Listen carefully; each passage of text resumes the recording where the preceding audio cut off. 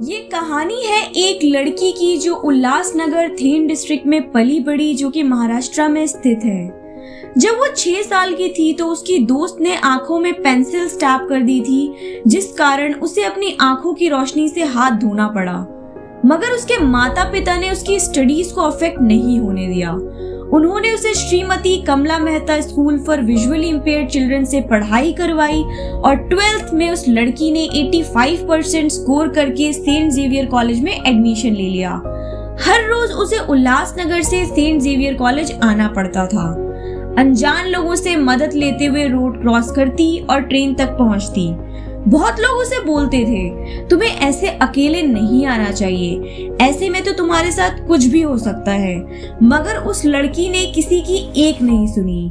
Graduation करने के दौरान उसे एहसास हुआ कि उसे IAS ऑफिसर बनना है, क्योंकि वो समाज के लिए कुछ बहुत अच्छा करना चाहती थी।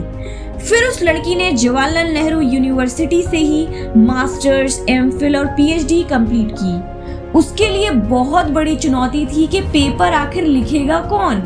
फिर उसने विदुषी नामक लड़की से मदद ली। उस लड़की ने कभी भी अपनी डिसेबिलिटी को अपने पढ़ाई के आड़े नहीं आने दिया। वो हमेशा अपनी डिसेबिलिटी में अपनी एबिलिटी पर फोकस करती रही।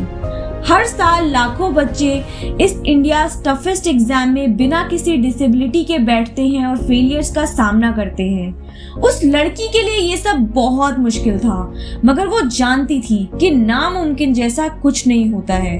फिर उसने अपनी जी जान लगा दी और UPSC क्लियर की और फर्स्ट अटेम्प्ट में एग्जाम क्लियर किया 2016 में, वो भी 733 रैंक के साथ। मगर मुश्किलें यहाँ खत्म नहीं हुई। 0 विजन होने की वजह से प्रांजल को इंडियन रेलवे ने रिजेक्ट कर दिया। उसकी सारी मेहनत मानो बेकार हो गई हो। ये बहुत दुखदायक समय था उसके लिए, मगर उसने अपनी स्पिरिट को कम नहीं होने दिया।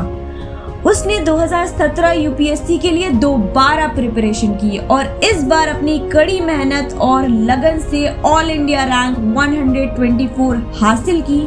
उस लड़की का नाम है प्रांजल पाटिल और आज प्रांजल भारत की सबसे पहली महिला विजुअली इम्पेयर्ड IAS ऑफिसर है। इसलिए दोस्तों, हमें कभी भी हार नहीं माननी चाहिए।